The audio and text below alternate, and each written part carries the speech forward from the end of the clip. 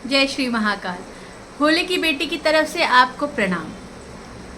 पूरा संसार शिवमय है, श्रावण का महीना चल रहा है। महाकाल भोलेनाथ एक सूक्ष्म रूप से शांति कहते हैं से लेकर एक बड़ा आकार हिमालय, दोनों ही महाकाल के रूप हैं।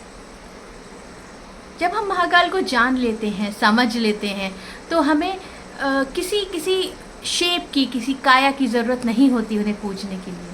कण कण में महाकाल विराजते हैं। कहते हैं जब कुछ भी नहीं था सृष्टि में तो केवल ब्रह्म थे, तो ब्रह्म के आज्ञा चक्र से एक तेज निकला, एक प्रकाश निकला, एक प्रकाश फूटा, और वो प्रकाश इतना ज्वलनशील था, इतना रुद्र था, इतना उग्र था, वही शिव थे। और उन शिव ने हिमालय में आकर साधना की, अपने आप को शांत किया, इसीलिए उन्हें आदि योगी कहा जाता है। हमारे सप्तऋषियों की अगर बात माने तो आदि योगी से ही तपस्या कर, आदि योगी को प्रसन्न कर, सप्तऋषियों ने high concentration, high state of mind में उनसे वो ज्ञान प्राप्त किया। वो चाहे योग हो, वो स्पिरिचुअलिटी हो, वो आर्ट हो, वो क्राफ्ट हो, वो डिज़ाइन हो, वो संस्कृति हो, सारा ज्ञान उनसे हाई कॉन्शियसनेस में प्राप्त किया गया। और उसके बाद आदि योगी, उसके बाद सप्तऋषियों ने पूरे संसार में इस ज्ञान को फैलाया। ये है हमारे आदि योगी शिव। उन्हीं आदि योगी का एक रूप है जो पूरे संसार में पूजा जाता है, जिसे हम शिवलिंग के रूप में देखते हैं। अगर कथाओं की माने तो एक समय की बात है कि जब ब्रह्मा और विष्णु दोनों में इस बात को लेकर बहस छिड़ गई कि कौन ज़्यादा बलवान है, कौन ज़्यादा पराक्रमी है, किसका सृष्टि पे ज़्यादा आधिपत्य है। इस बात को लेकर दोनों में बहस चल रही थी। उसी समय एक प्रकाश पुंज उत्पन्न हुआ, जो कि प्रकाश पुंज इतना था कि आकाश को चीरता हुआ और पाताल के नीचे तक जाता हुआ।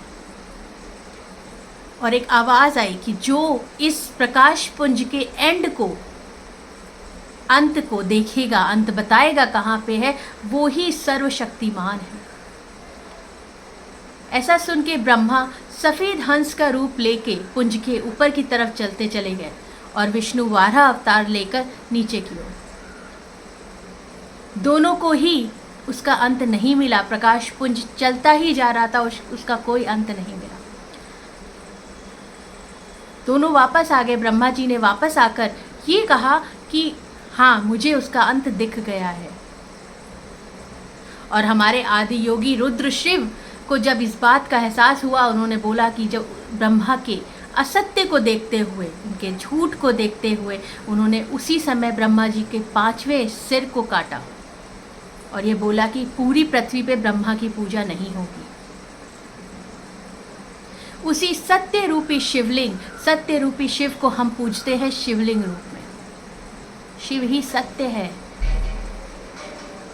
और ये ही जो अग्नि की ज्वाला से बने हुए शिवलिंग हैं, ये हमारे जो 12 ज्योतिर्लिंग हैं, इनके फॉर्म में पाए जाते हैं। सभी को इस जीवन में ज़रूर कोशिश करनी चाहिए कि एक बार ज्योतिर्लिंग के दर्शन ज़रूर करें। हम अगले वीडियो में बात करेंगे स्वयंभू शिव की, जो स्वयंभू मतलब जो खुद प्रकट हुए हों, वो ज्योतिर्लिंग, और उनके प्रेम, स्नेह, पराक्रम, पावर और उस ज्ञान की जो चारों तरफ फैल रहा है। अगर हम चाहें तो भोले शिव, प्यारे शिव को आराध्य बनाकर कुछ भी अचीव कर सकते हैं। शिव को अपना लिया तो जीवन में और कुछ नहीं चाहिए। हमारे सारे चक्रास, हमारी ऑरा, हमारा वन सेल्फ हमारे कंट्रोल में रहता है। हम खुश रहते हैं, प्रसन्न रहते हैं, हैप्पीनेस रहती है। शिव को अपनाइए, शिव में रहिए, ओम नमः शिवाय का जप करते रहिए और देखिए चमत्कार। जय श्री महाकाल।